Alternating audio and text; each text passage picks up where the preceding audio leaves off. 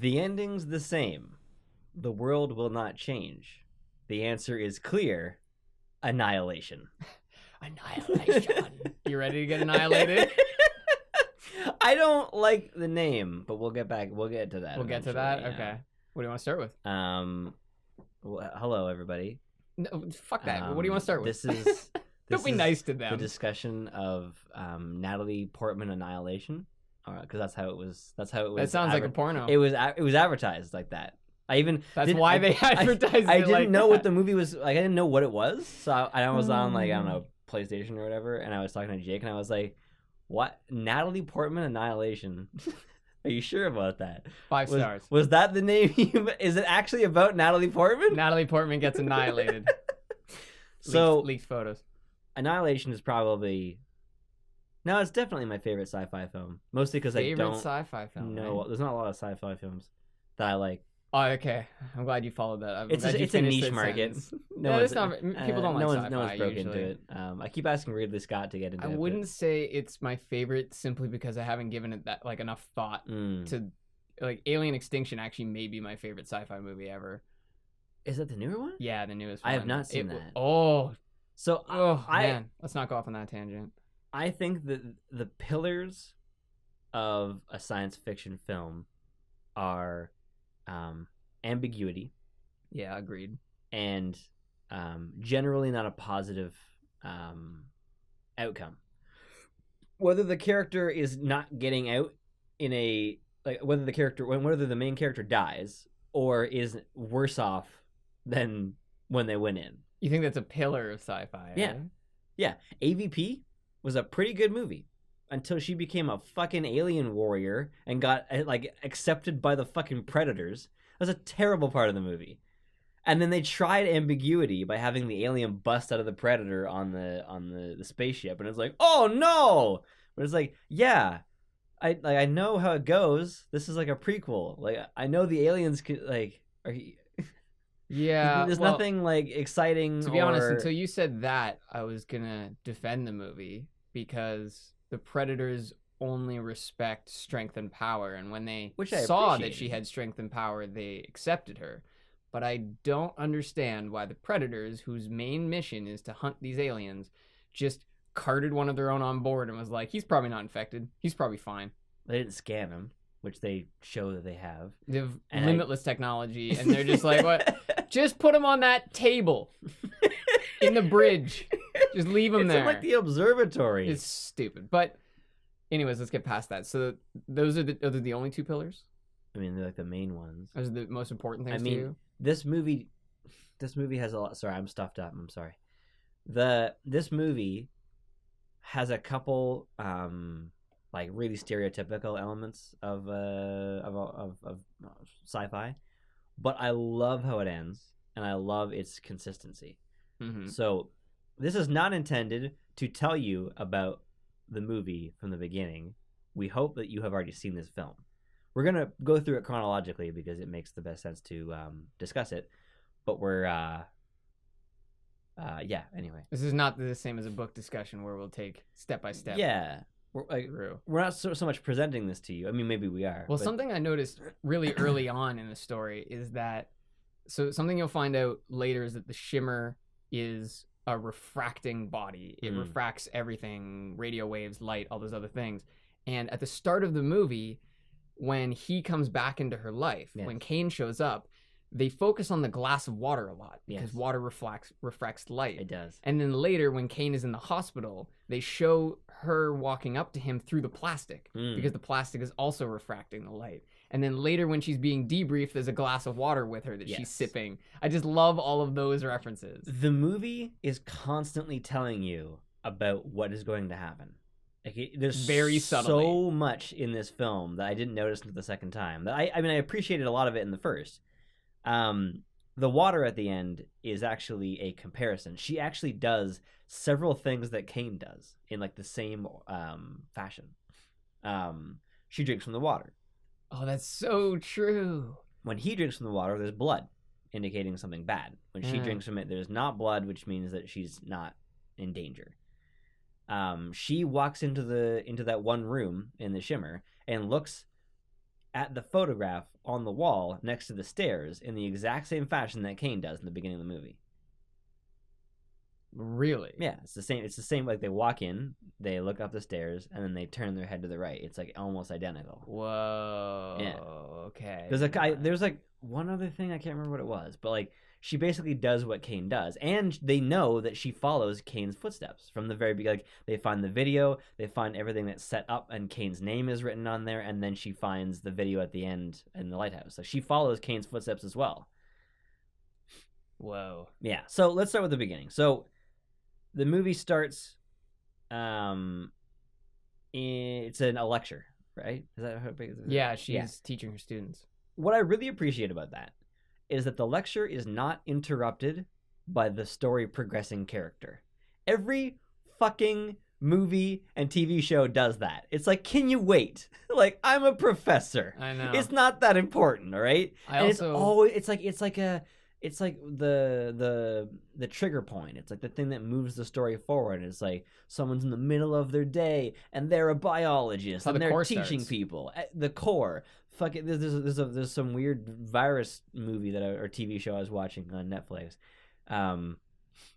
It's very common, but I also like that her talk wasn't one of those talks where it's like, so for example, in the core, a lot of the things he's talking about directly relate. And in a way, what she's talking about does kind of relate, but she's talking about how one cell becomes two becomes four, so on and so forth. And she speaks about how that all traces back to one cell, which I thought originally was just her teaching like... Sorry. Adjust my mic here. Oh, no problem. Sorry, folks.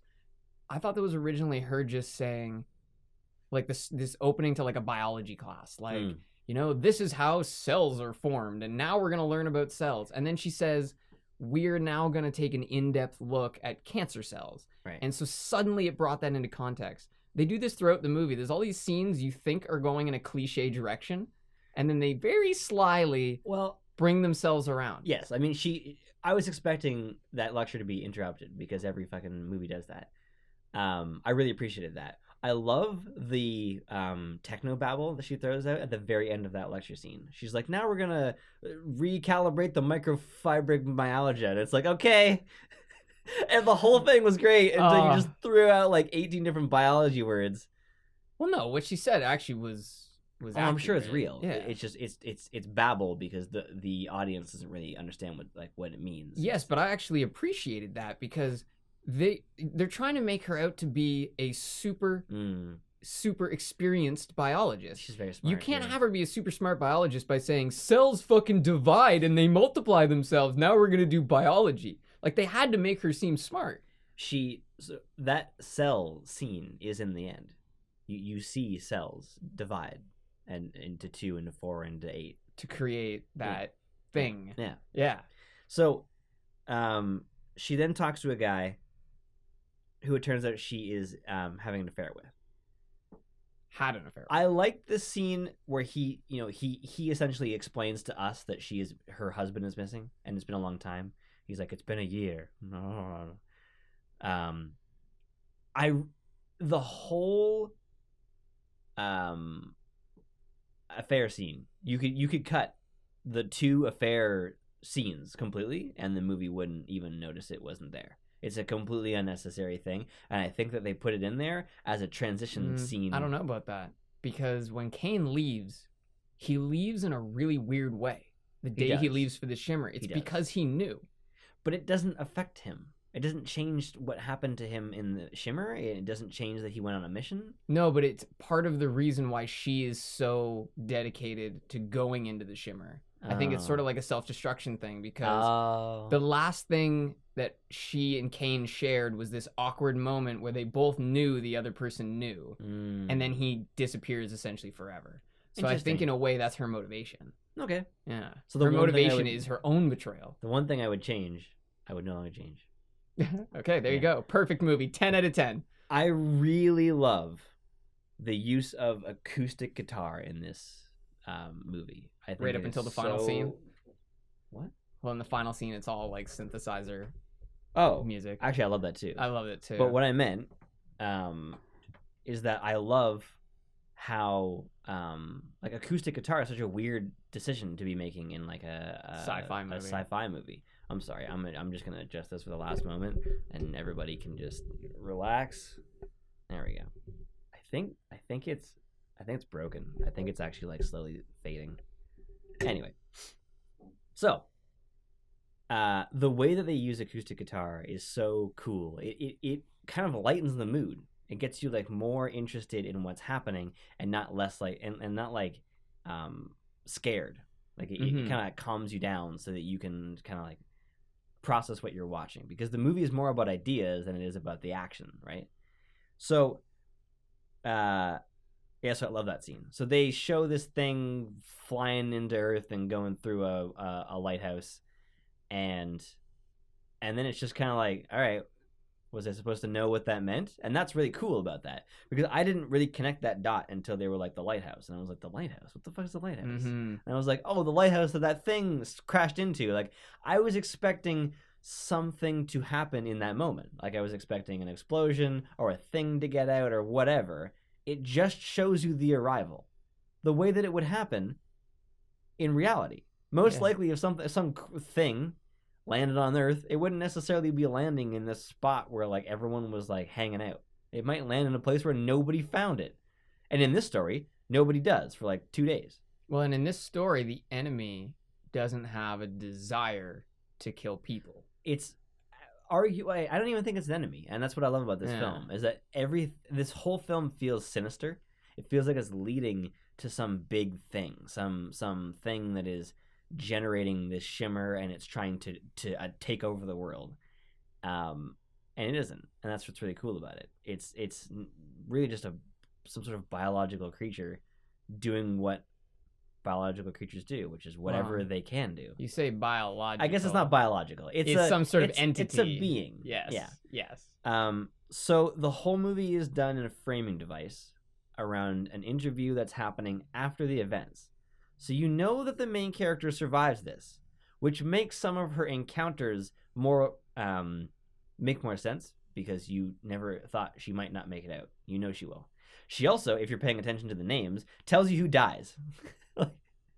in the first scene. Yeah, it's true. He's like, Ventress, dead. This person, I don't know. This person, dead.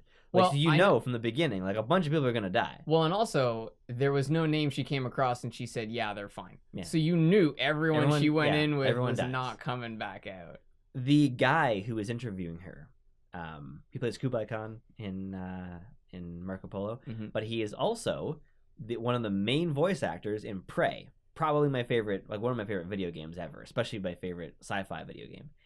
And that's also a game about creepy alien stuff. So him being in this got me back into Prey. So I just wanted to mention that. He's also in Doctor Strange. He must be a sci-fi buff or something. I don't think that's him. Yeah, You sure that's him? Pretty sure. Because there's that scene where he's reversing time, which you're not allowed to do. And he gets like uncrushed by a building.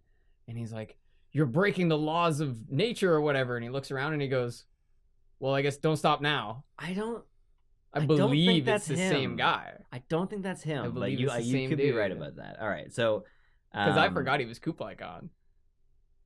I was like, yeah, he's from Doctor Strange, and when you said that, I thought, oh, okay.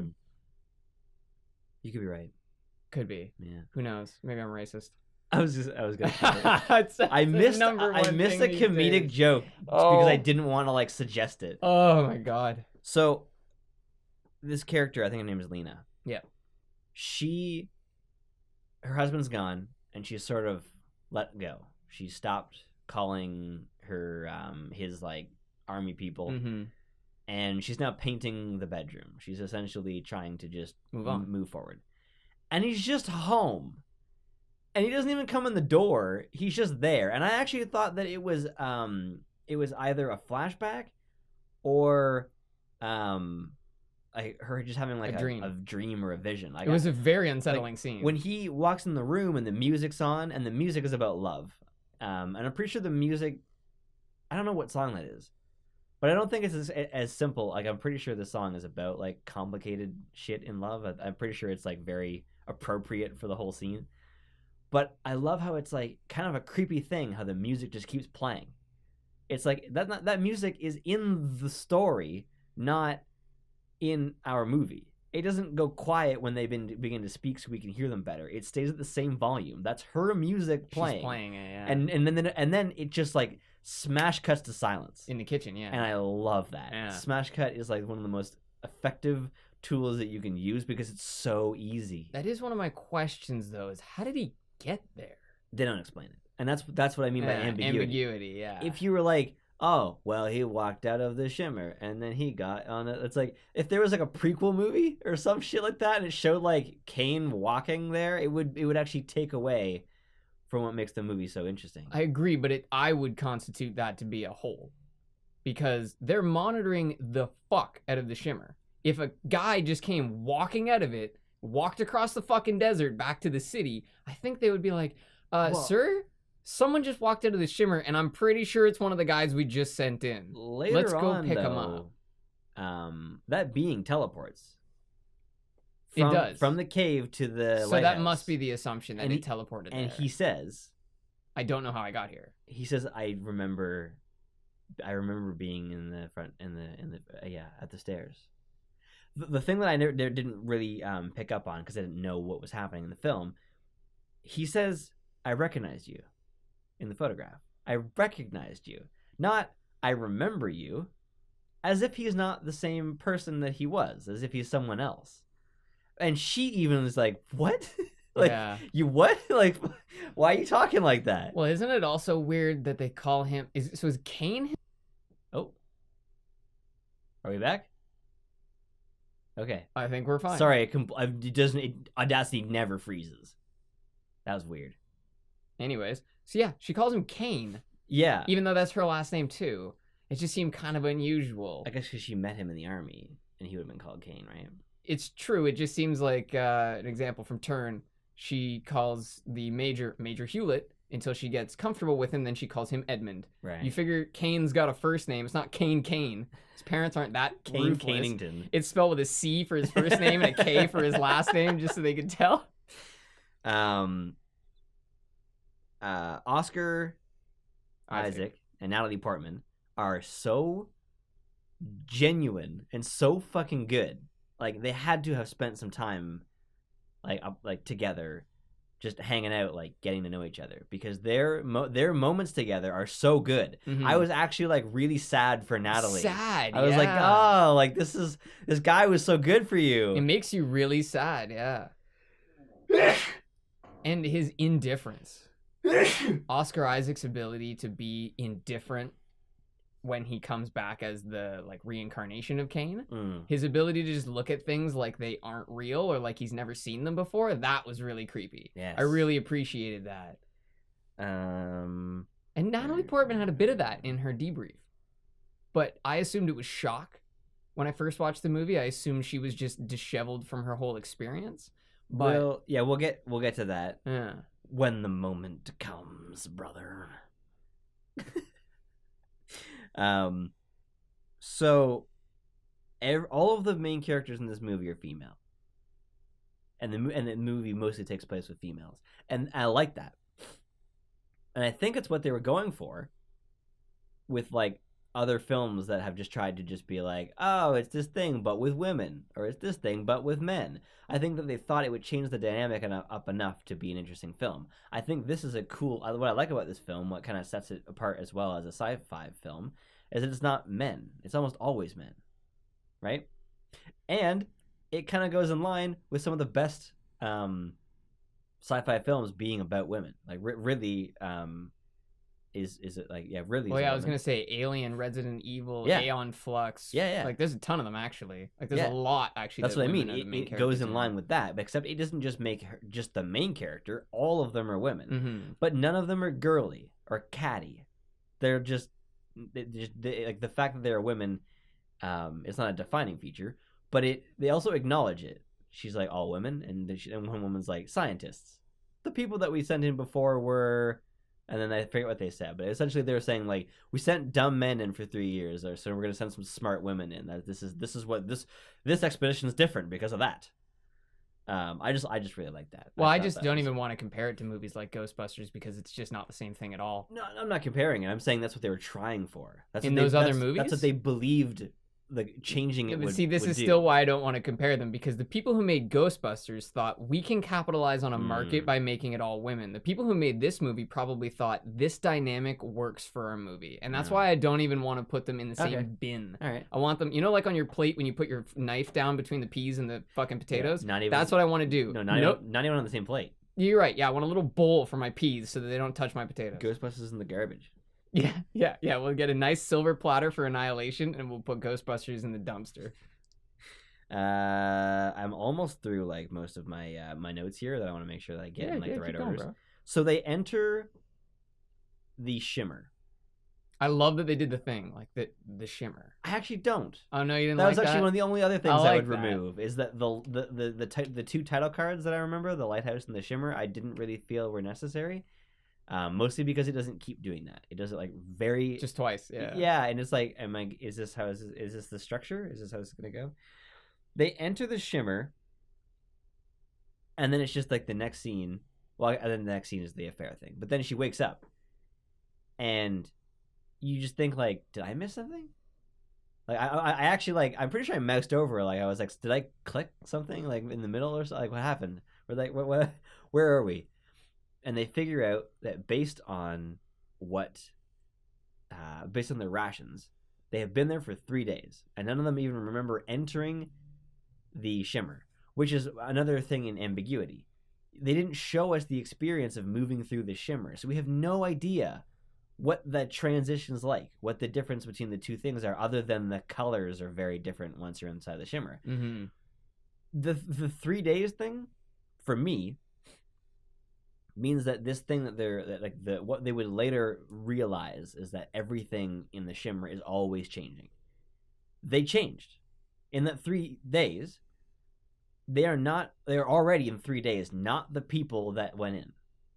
Like they have changed by just enough that if you were to do some sort of biological test, They wouldn't be the same anymore. it would be like familiar match. It would be like family match, not the same person. Lena, this is not Lena. This is like a member of Lena's family. Oh, that's a good point, yeah. So they've already changed. They don't know what's happening, but it's already affecting them, and I love that. The weird thing about Ventress, the leader, who's also the the top shit lady at the actual facility, she says stuff twice, and she's awkward about it. And I don't know how many times she does it. I noticed it twice, where she'll say something like, what's in, there's something in the what you would find in the plant DNA, and then she's like, us. She's talking about us. She says things like weirdly, awkwardly twice like that, and she does it like 2 or 3 times that I remember. I know people that talk like that though. What I like about it is that it feels like that's just her character. It's not like a sinister thing she's doing. She's not trying to like affect people. She just does that. Well, she's also a psychologist, and they're all scientists, so she just has a very different approach to everything than they do. She talks differently. Yeah, very differently. And Well, she's also dying. She's really weird in the scene where they wake up in the Shimmer. She's got her hood up, and she's like drinking a juice box. And she's all awkward, and she's like, "Good, now we're oriented. Let's go." It's like she's like a little like a teenage girl in that It's scene. true. She did seem a little sassy there, and then but she doesn't do that. I appreciate after. what she. Well, I don't know about that. She kind of does it all along. Really? Well, the oh yeah, she's kind of like yeah. faded the whole time. Us, she's talking about us. Like even in that scene, she doesn't say like she's talking about us. Yeah, like she's not excited about anything. No, she's talking about us. Right? The whole time she has that. Oh, yeah. Right? She's just glazed. But also, I like what she said in that first scene. They wake up after 3 days, which I wasn't actually surprised by, because when she's talking to Kublai Khan, he says, you were in there for 6 weeks, but we only, or whatever, 3 months, and we only sent you in with 2 weeks worth of rations. So I already kind of knew at some point, like, something was going to have to happen that way. That's why I wasn't surprised when she just woke up and they're, like, just in a tent. Well, I guess time moves differently then, right? It must. It's just refracting time as well. And she loses time a few times. Like That's true. Right? Because she's walking through the forest and then just appears on the beach, standing next to the lighthouse. Right. Yeah. Wow, I never noticed that. So there is continuity there. But what Ventress says when they first wake up, She says, "We've been sending people in for 3 years, and you expected your comm equipment to work?" Yeah. I really appreciated that she basically pointed out what I'm sure 100,000 people at home were thinking. Yeah. Right? Comms aren't working. Yeah. No shit. We knew that. Yeah, we brought them in just in case. Yeah. Yeah. To see if they worked within, I guess. Because they could, yeah, like radio signals. And that's what Josie thought. She thought that the bubble of the shimmer was blocking things. But it just wasn't blocking anything. It's just that anything that came out was scrambled because it was refracted, yeah.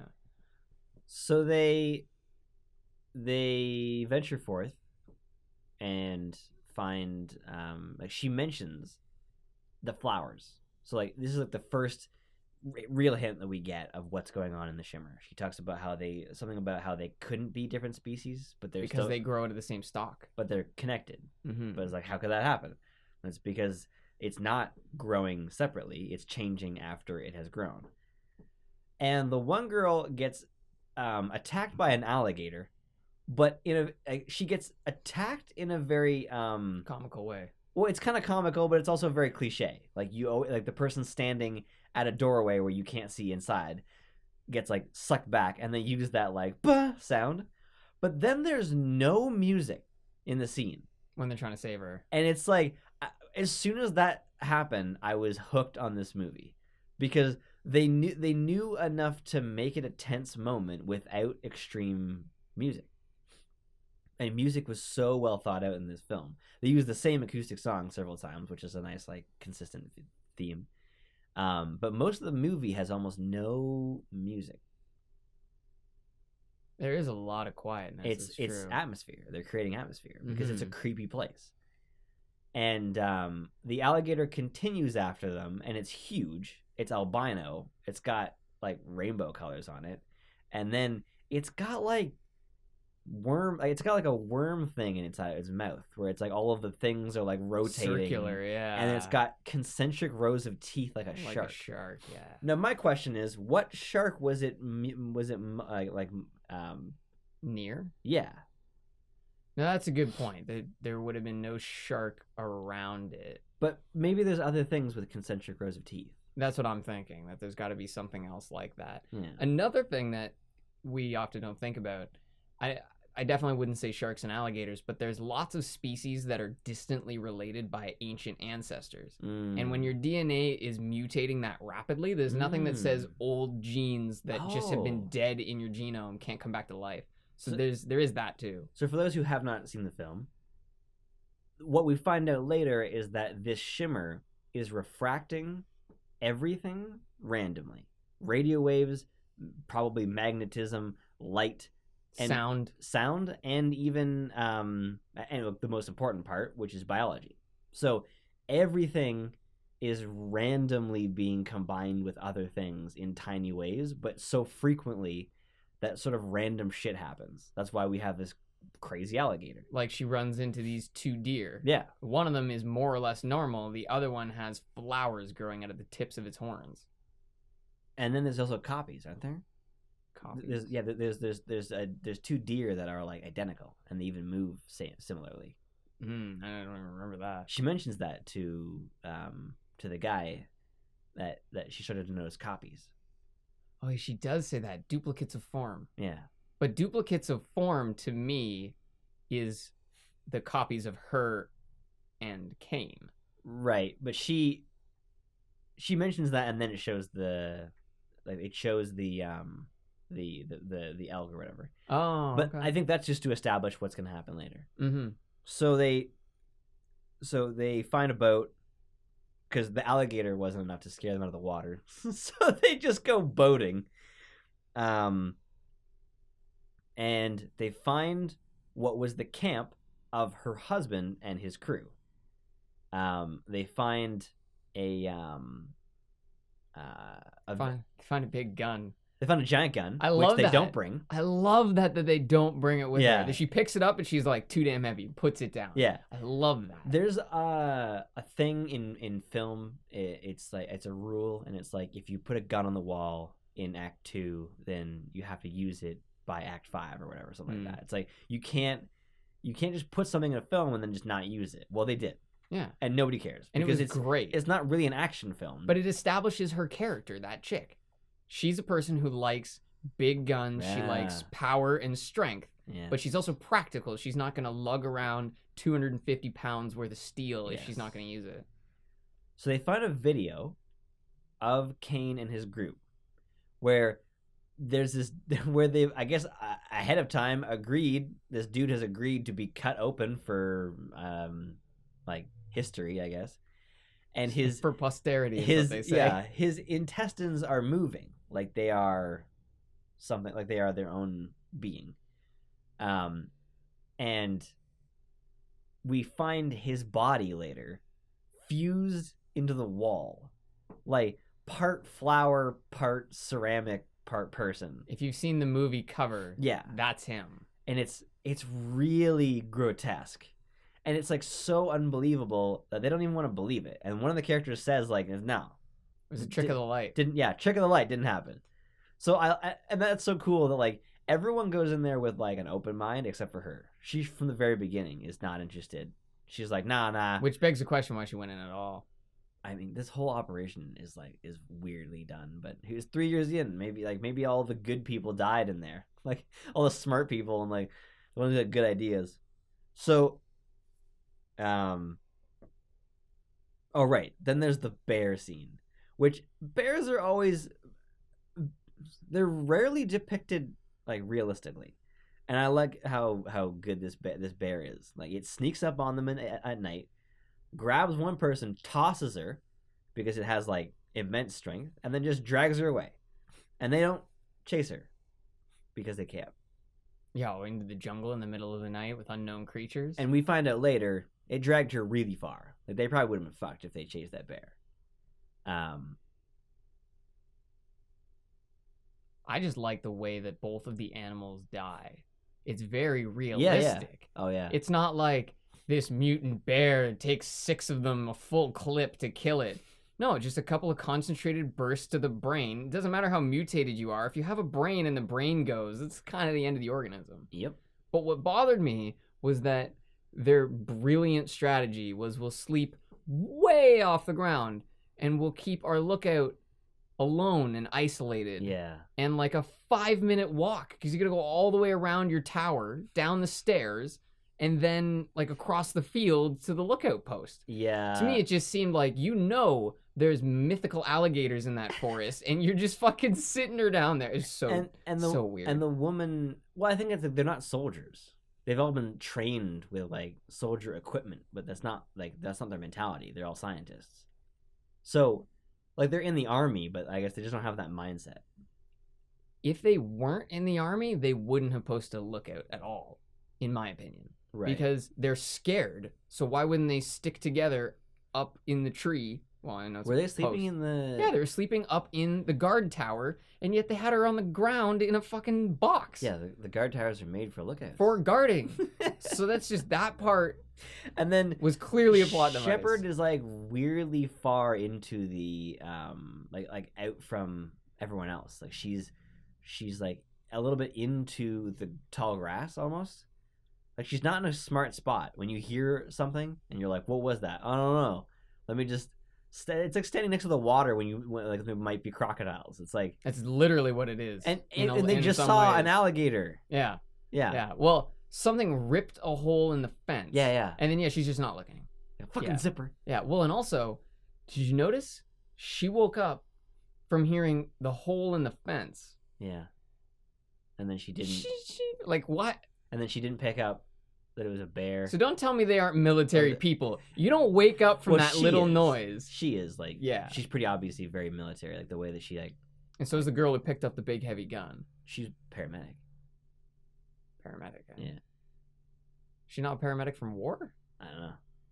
Maybe. I thought so. Yeah, I thought so. But they also don't give you very much. No. They really do not tell you much about these characters. Brother. Yeah. Where does it go from next? They go after. No, they just move forward, and then partway through, Lena says, "I want to go and check to see if Shepard." Oh yeah, let's separate. Yeah, and it's weird because she's like, "I'll go with you." No, I go alone. And the paramedic lady looks at her like, the fuck?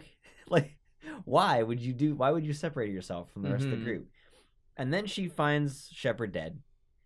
And she comes back and she's like, yeah, she's dead. And I thought it was weird the first time I watched it. I was like, why did they separate her from them?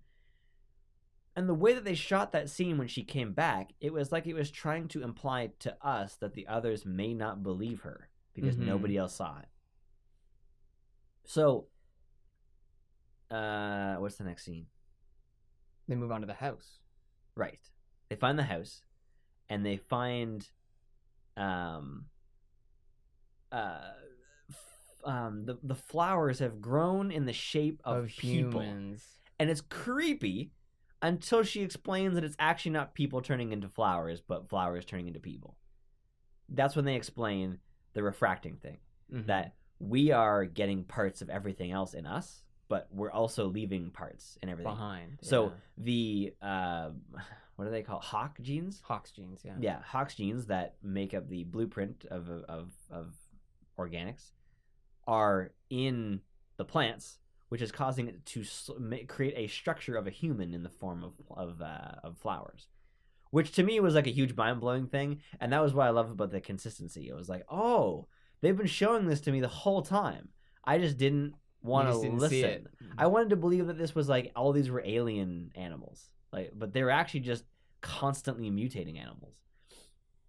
They're in the house. It's dark.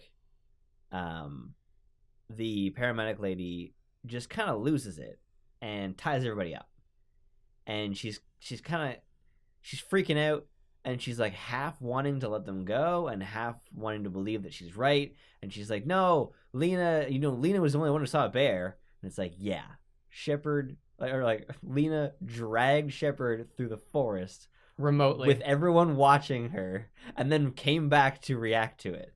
Like that just shows, like, in that scene where she's watching the video and she says that the moving intestines was a trick of the light, a very reasonable thing for someone to just be like, no, his intestines were not moving like worms. Like, I don't believe that because I've never seen that.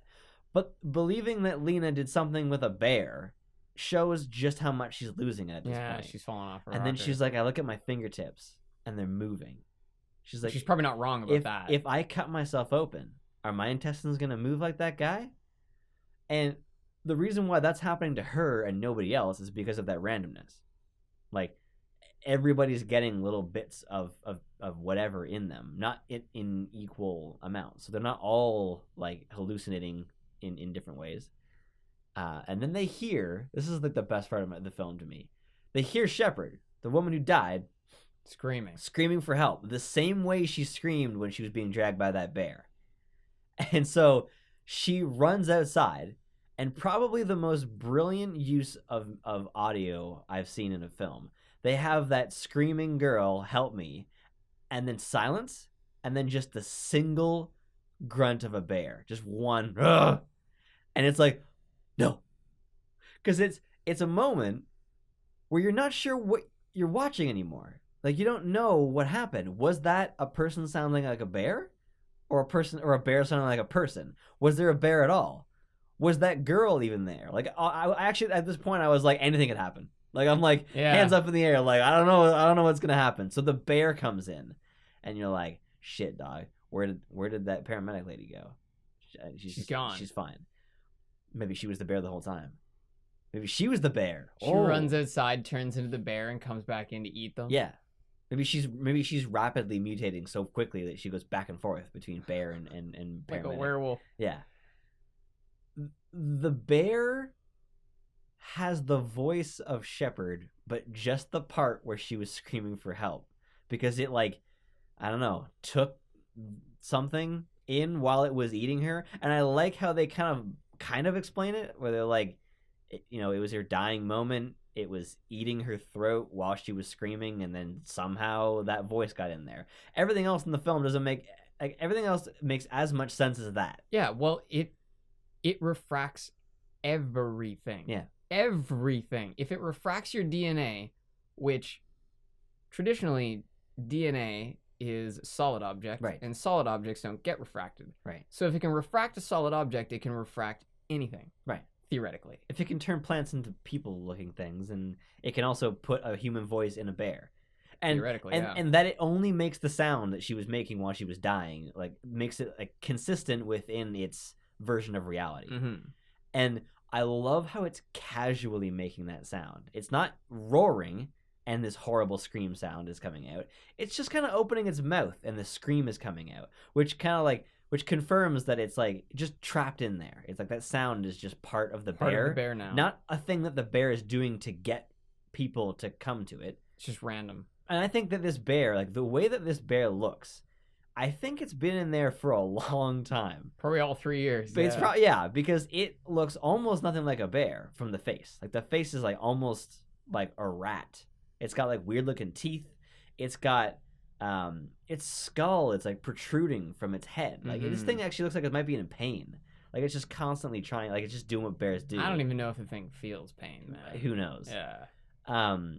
But again, nice concentrated burst of rounds to the head. The creepiness of them all being tied to chairs and this thing walking around making this horrible woman screaming sound is it's such a weird combination of all these things that normally are not done that well. Well, and then the bear just fucks up the paramedic. Yeah. Big time. It rips her bottom jaw off. Yeah. And here's more consistency. When it grabs Shepard, it tosses her first, then it drags her. When it grabs the paramedic, it tosses her first, and then it kills her. And then it grabs Lena, tosses her, and she shoots chases her. Yeah, wow. So she survives because the other girl intercepted at the same, like the interval, essentially. What you normally see in a film where you have an animal is that it toys with the protagonist and gives nobody else a chance. It just snaps up characters we don't care about, and then it like weirdly, like awkwardly dances with when Chris, what's his name? Chris Pine? No, from the new dinosaur movie. Oh, Chris Pratt. Yeah. Chris Hemsworth, Chris Pratt, Chris Evans. the dinosaur. I haven't seen that movie, but I imagine that the dinosaurs, the carnivorous ones, give other people no chances, and then give him all the opportunities to like avoid shit, right? I'm sure, whatever. I shouldn't have used an example that I don't know. That you haven't seen. I just know how that film plays out, all right? So, I thought that was really cool. That like I didn't notice until the second time. Like it does the same. It's very consistent. Yeah, it's so much bigger than everything that it knows that the best opportunity is to grab something, toss it against something, and then in that moment, actually go for the kill. So it tosses her over, and then she gets saved. In the next scene, Ventress decides to leave. Ventress just leaves in the middle of the night. Venture ventures. Yeah, Ventress ventures. She ventures forward. And the other girl starts to kind of lose it, and you start to see plants like come out of her arms. Growing out of her. Yeah. And then she just kind of runs away, and the next scene is just a field of people that are flowers. So maybe some of them are people turned into flowers. Maybe some of them are flowers turned into people. We don't really know. Or maybe Lena just lost track of her. I think she did, because I don't think she would have. I mean, well, in either way, that girl was basically, she had decided that she was going to remain there and die peacefully. Right. Right. And in some ways, you do have to make that decision because, what do they say? 2 kilometers from the coast and 6 kilometers from where they came in. So there's no getting out at this point. And even if you did get out, you wouldn't even really necessarily be a human anymore. They don't quite know that until they go in, but at this point... No, that's what I mean. At this point, yeah. Her options are, do you want to go slugging through a forest and over a river that might have alligators in it, and you might end up like Shepard, caught in a bear, or do you want to just sit there and have yourself turn into flowers? Flowers. It's nice. I mean, she didn't really have the choice. Like, it was happening, so... Yeah, it seemed to be happening pretty quickly with her, actually. Yeah. So then that is where the next loss of time is, because Lena sets out, cries a little bit, understandably, and then just appears on the beach and does that same thing that you mentioned Kane does. Yeah. She looks over to her right and then decides to go. Weird. Like she just looks over and just, a lighthouse, and then starts walking there. I love that the shimmer, the shimmering effect, those beams of light coming down, vanishes in the lighthouse scene. When she's walking along the beach, it's normal. There is a single shot in that beach scene where the water is iridescent, the way that the shimmer is, which is what I think that the movie should have been called, Iridescence. I think it would have better captured the essence of the film. Yeah, because the shimmer is a shit name. It's a terrible name for a movie. Oh, the shimmer would have sounded like a B film. I wouldn't have watched it. Yeah. And Annihilation is based on something someone says who's also not even correct about it. This is based on a book, by the way. And I'm pretty sure it's like 3 books put into one movie. That's what I heard. She enters the lighthouse, and as she's approaching this final moment, I actually wanted to stop the film because I thought they were gonna fuck it up. I thought they were gonna explain everything.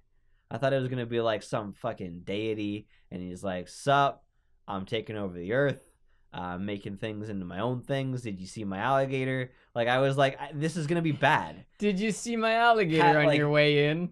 Was there a bear? Was there a bear that sounded like a person? You better not have killed it, because like I'll be really mad about that. My bear. It was my bear.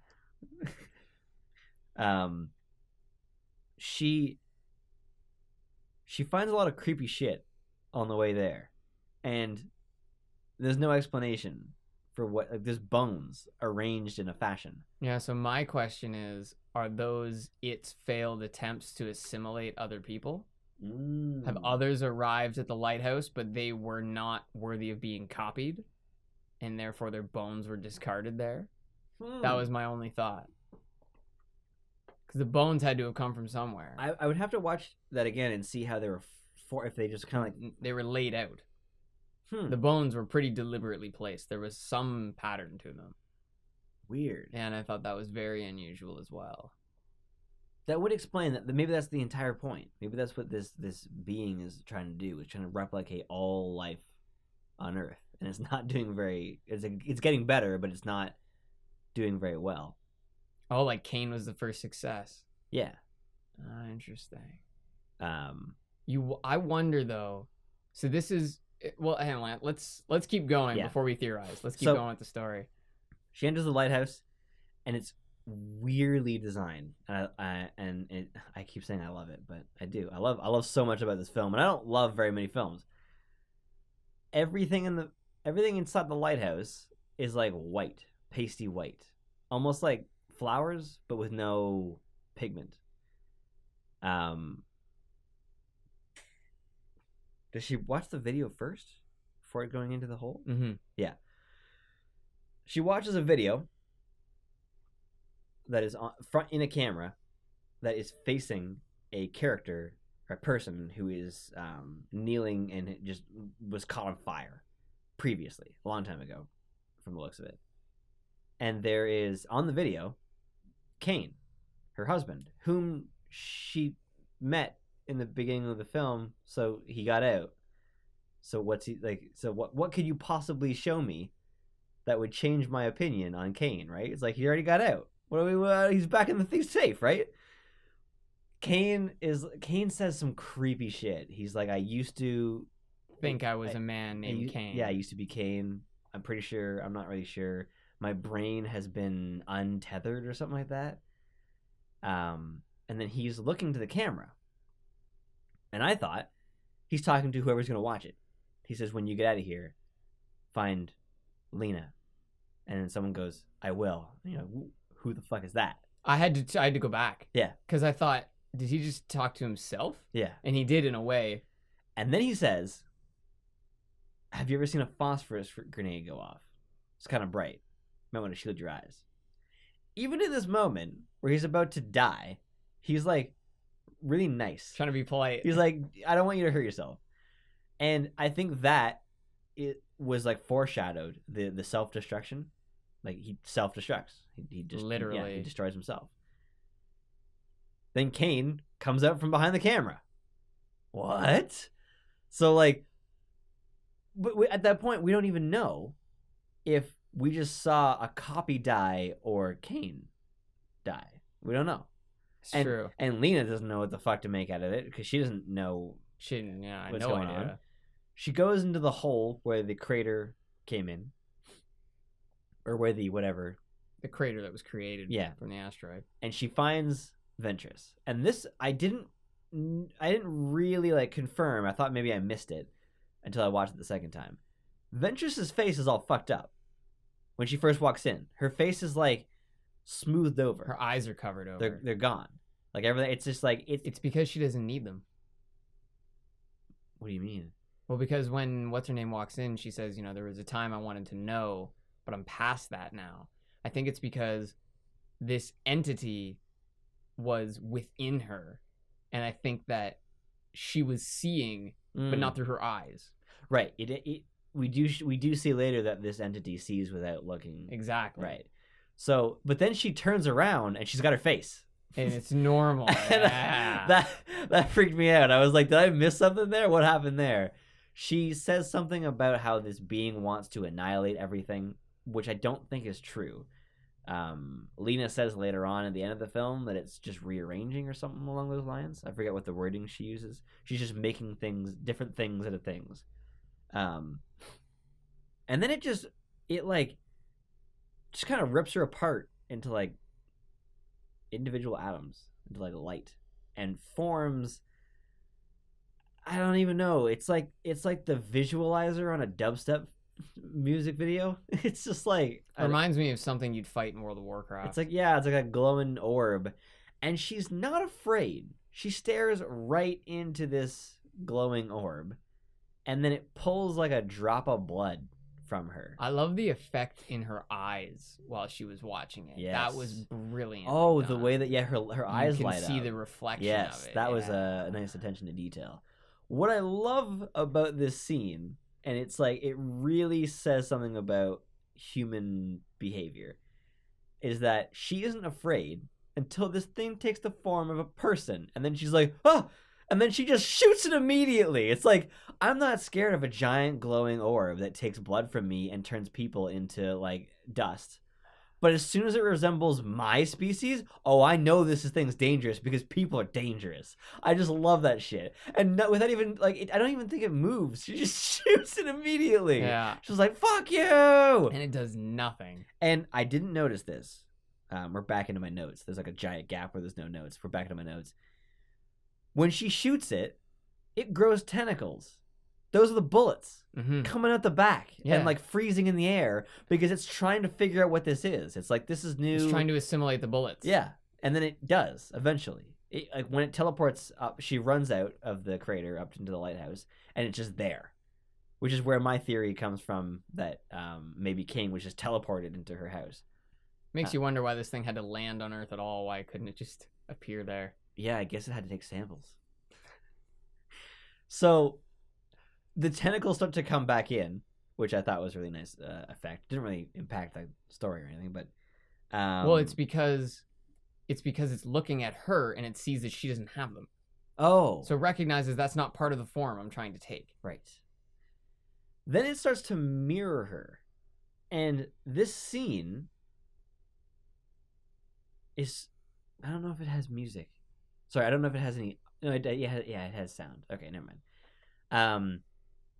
It's mirroring her, and then she hits it, and it hits her back, and it knocks her out, and then she wakes up again, and she tells the guy at the end of the movie that it only struck her when she struck it. It has no intention of harming her. It's just doing what she did. It's just like, oh, well, let's just see how that works. Then she tries to run away, and it closes the door and just like presses itself up against her. And I thought that was the weirdest thing until the second time I watched it, when I realized it doesn't know anything else. It doesn't know grab. That's not a thing that it's figured out yet. It hasn't, like, she hasn't done that to it, so it doesn't know. Well, and also all it's trying to do is what she's doing, which is press itself against the door. Right. So, and she's between it and the door, and she can't do any other action because it's there pushing her into the door. So it's like this never-ending loop. And it sort of, I guess it suffocates her. Is that what it's doing? It's like just like, I think she just passes out from lack of oxygen. Yeah, exactly, because it's like compressing her lungs. And she turns around and starts stumbling, and it follows her in the stumble. And when she wakes up, it's not looking at her. It's looking the opposite way, but still mirroring her movements getting up, which implies that it either has some sort of line on her like biology, or it doesn't need eyes to see. Probably the second one. The second one, yeah. And this is like a brilliant part of the scene. Like at this point, I'm like, I don't even feel like I'm watching the same film that I was before The Lighthouse. Like everything that happens in here is so weird. Everything else and there the musical is like, score in The Lighthouse is flawless. The sound is so strange. At first, I thought that weird music was the sound that the orb was making, but then it repeated. It's probably music. And this new humanoid being is not going to let her out, and it's mirroring her. And for some reason, she just remembers the phosphorus grenade. Now that was foreshadowed. Kane says to the replicant of Kane, "Have you ever seen a phosphorus grenade before?" It doesn't know what a phosphorus grenade is. Neither does this new copy of Lena. So that she remembers that. She knows that if she gives it to it, it's not going to know what it is. So she pulls the grenade and just gives it to it, and she's like, "I can't believe this is working," and just walks away. And this thing thinks, "Oh, cool, a new thing to replicate." And the phosphorus lights everything on fire. And what, like, the way that I interpret this, it's essentially like it's trying to replicate the phosphorus, and so it sets everything on fire that it is connected to. Yeah, it assimilated the fire into itself. Yeah, which did not work well because it hadn't approached like an energy source of that capacity before, I guess. And that's what I mean by consistency of an ending. This thing has been replicating and reflecting or refracting constantly, and that reflection thing that it does throughout that whole ending of the film is the reason why it is defeated. The exact same reason why it also pulls people apart and tries to make new ones. It's so consistent to me. I would just love it. Sounds like a Mario boss defeated by its own mechanism. That's usually how it goes. What I actually would have preferred in that final scene, I was sort of comparing it to a Doctor Who episode called Midnight, and I wish that it got so at first it was crude in its copying of her, right, and then it got better, like you said, to the point where it didn't actually have to be looking at her to mimic its actions. Oh, you I was hoping to write her so it would take her form, full form, looking like her, and then it would start to be able to puppet her, right? Like it starts by following, then it catches up, and then it leads. Either that, or it looks like her, and there's enough scene in there that you lose which one's which. Because in the end, the copy gets out, which means that scene is either a lie or a bad memory. No, I know what you mean. I know what you're saying. The copy doesn't get out. They're implying that she has changed enough to be like that part of the shimmer is in her. That's what they imply at the end of the film. So you think so? Yeah. So they show you at the end there. What she now knows is a copy of Kane comes in, and she says, "I know you're not Kane, or are you Kane?" And he's like, "I don't know." And then he says, "Are you Lena?" But she doesn't answer. And she doesn't answer. She doesn't answer that question. Because she doesn't know. But it's pretty definitive that a copy does not get out, because you see the Lena holding the phosphorus grenade fuses sort of the way that she did when she fused into Lena. That effect where her face came to be, it went the opposite way. Yeah, no, and I totally appreciate that part. And I never thought about it the way you thought about it, that she has just become changed by having been in the shimmer. Yeah, she was in there for weeks, right? But my theory was that is just this. See, no, you're probably right, because she doesn't have any of the ill effects Kane had initially. She doesn't have... Right. He drank the water and blood came out. Yeah. She drank it the same way. She even looks at the water. Like, she's testing it too. I wonder, because still the way I was imagining it was that story of the lighthouse was a lie. Or, yeah, that was Lena's perspective. But my theory is that there isn't actually one entity, it's two. And that the first entity got out by copying Kane, and the second entity got out by copying Lena.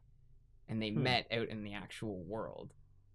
That's my theory. I don't like that. You know, like it doesn't work I as like well? that Kane is a replica, but I don't think this being has any intention. I think it's the way that you would watch, like, single-celled organisms. They just do whatever. They do whatever they do. It's not like this thing didn't come to Earth to take over humanity and become that thing. I think it was constantly refracting and reflecting and trying to copy things, and humans were the most complicated thing. It couldn't do it. And that's why all those bones are outside. yeah, because it kept failing. And that's why Kane, I don't know where I got Marcus from. Anyways, that's why Kane is falling apart.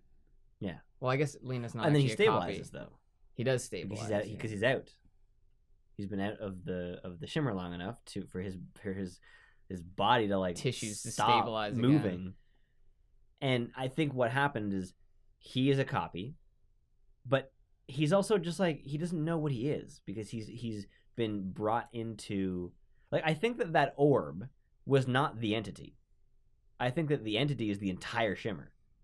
Like the shimmer is just like is something that creates what's happening within there. I don't think that anything specific is, like, at the center of it.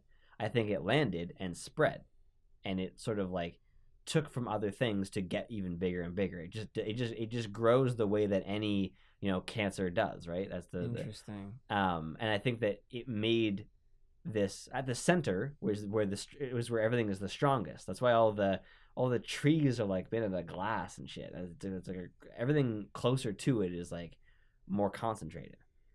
And I think that he's a copy, and she has been changed so much that she doesn't even know if she's Lena anymore. The same way that when they lost time at the beginning of the film, they arguably no longer the same people as they were 3 days ago. Does she have the tattoo on her arm? That was the question that I had to say. She had the tattoo at the end of the film, I'm pretty sure. Okay, so she did still have the tattoo. I can't remember, though. It's not definitive. If she does have the tattoo, it doesn't tell us anything.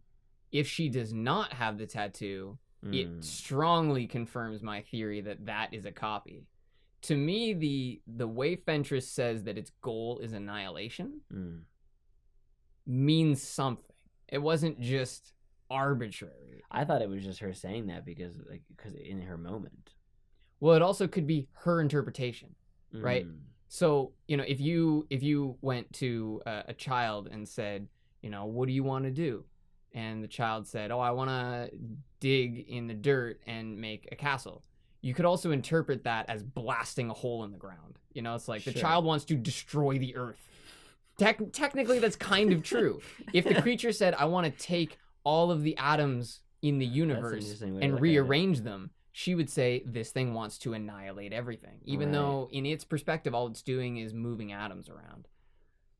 I almost like to think of whatever it was that landed in the lighthouse as being a weapon. I think that is the most logical explanation, that a species that wanted to eliminate the native hosts on a planet would send in this energy that is like any other weapon. It's unforgiving, right? I would prefer to think that this thing is just the universe. It's just something that got made in a way that we don't quite understand, that operates on a level that we can't really comprehend. Like, who knows what else it's refracting? It's like refracting things that we don't even understand. What would be actually kind of neat is a follow-up to Annihilation. No. Where... What's that? I said no, but go ahead. So, the lighthouse was ash, but does that mean everything in the shimmer burned down? Or did just the lighthouse burn down and everything else in the shimmer remained? Well, she got out. Yes, she got out. But the lighthouse burned, so did the trees around. So you have to assume it's... My interpretation was that the entire shimmer was burning.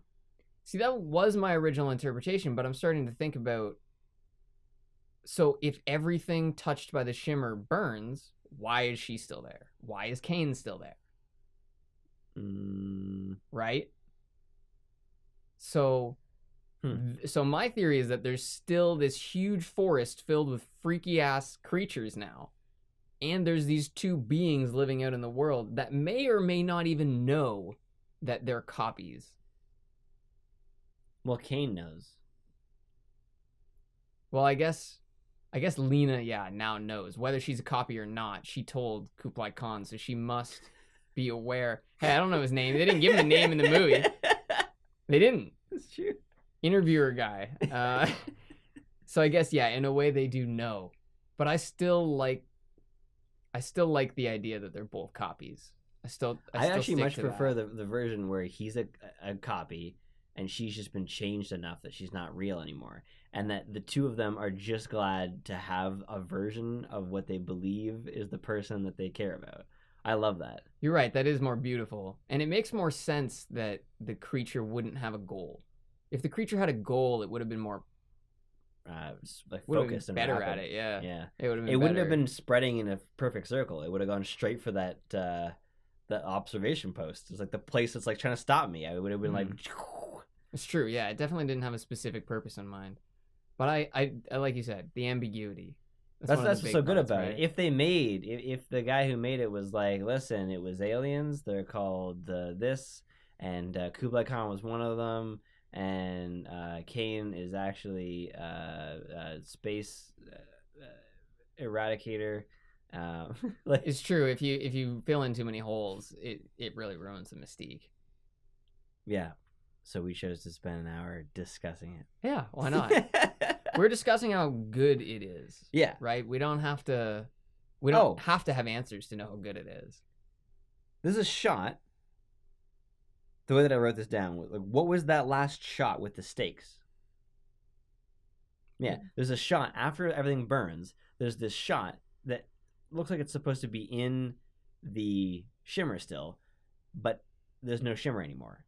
And it's just like some stakes kind of like sticking straight up out of the ground. Out of the sand? Yeah, no, in a forest. I don't know if I even remember that. Yeah, and I didn't notice it until the second time, and I was like, what was that? Was that supposed to be something we noticed? Like, were we supposed to have known what that was before? Yeah, I don't remember that at all. I think that actually is, like, that scene is actually supposed to say something. It's supposed to be important. Yeah, I don't remember that. I thought it went straight from the burning of the lighthouse back to them talking. No, it was one shot that I remember. Really no, I don't really remember that. Yeah, it's interesting though. They never comment on what happens to the rest of the shimmer. I would have been curious to see whether it all burned or not. That's more like ambiguity. I love that. I love how it's like this story. This is where the story was leading from the beginning. This was always a story. Her telling it to the guy, and now we're back. And then it goes a little bit past the story to the two of them, and they're in this weird and ambiguous ending. What I wonder though is why. Well, I guess maybe it makes sense. Kane doesn't fight back against the copy of himself the way Lena does. It could be because he's weak by the time he arrives at the lighthouse. I think he was in there for so long that he didn't know what the fuck it was. Yeah. She fights it because she's afraid and because she's been fighting the whole time. Maybe he says that he doesn't even believe he's Kane anymore. Lena still knows she's Lena.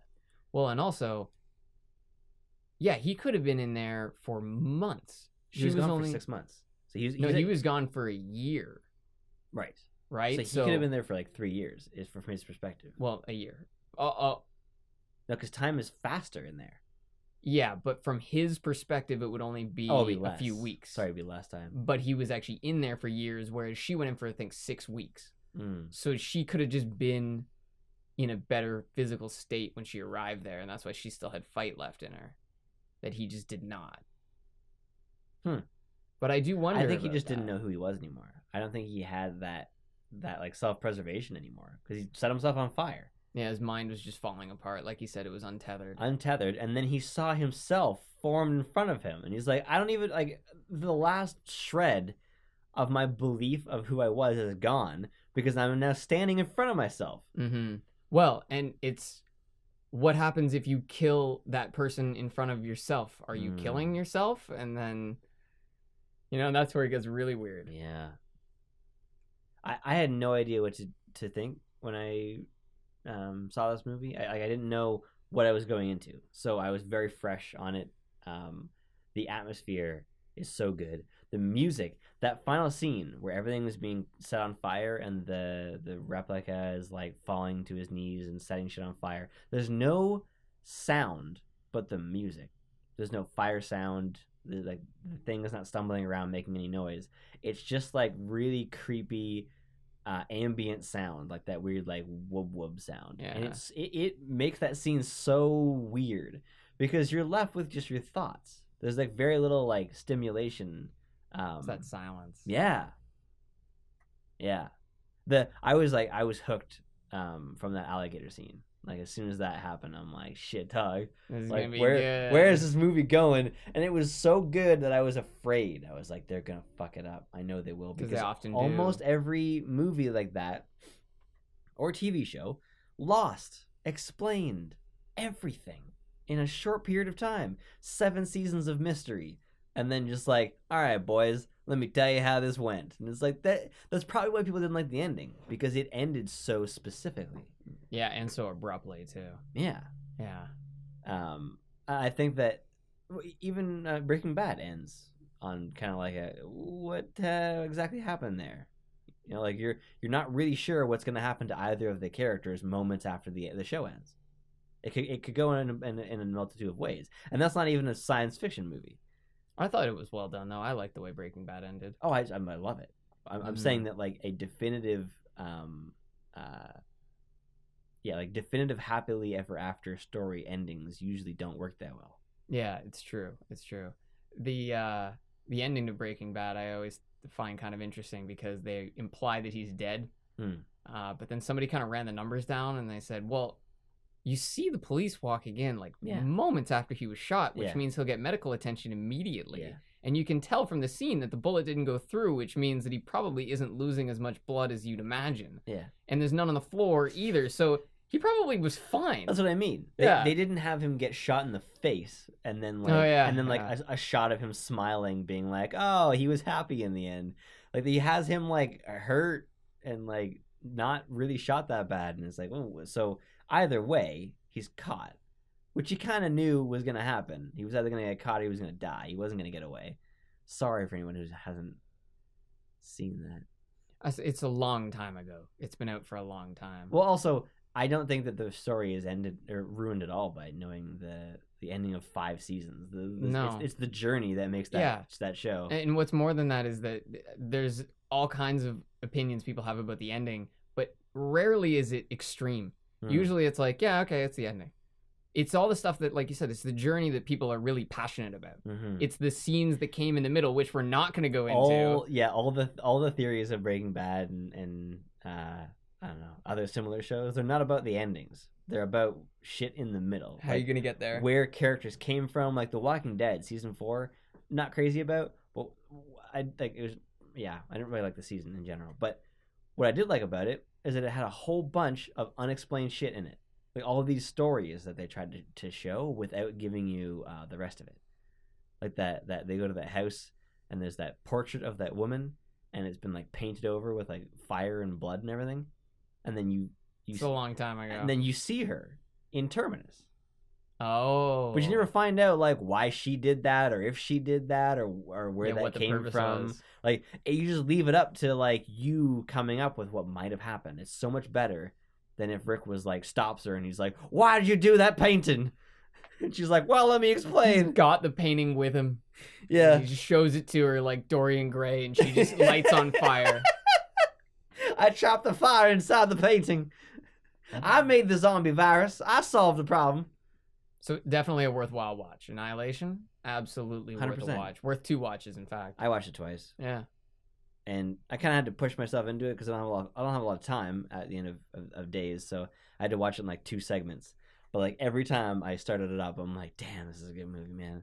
Atmosphere is so good. The visuals are extraordinary. Characters are great. There's no visual scene that stood out to me. I noticed in every single thing I've ever watched at least one single scene where the visuals were just off a little bit for me to notice like a green screen effect or an animated sequence or whatever it is. Not a single scene in this movie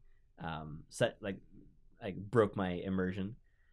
There's a scene of their house at the beginning of the film before they're in the shimmer, and it is so visually excellent that I almost wonder if it was if it was made as an effect, like it was actually constructed in a computer.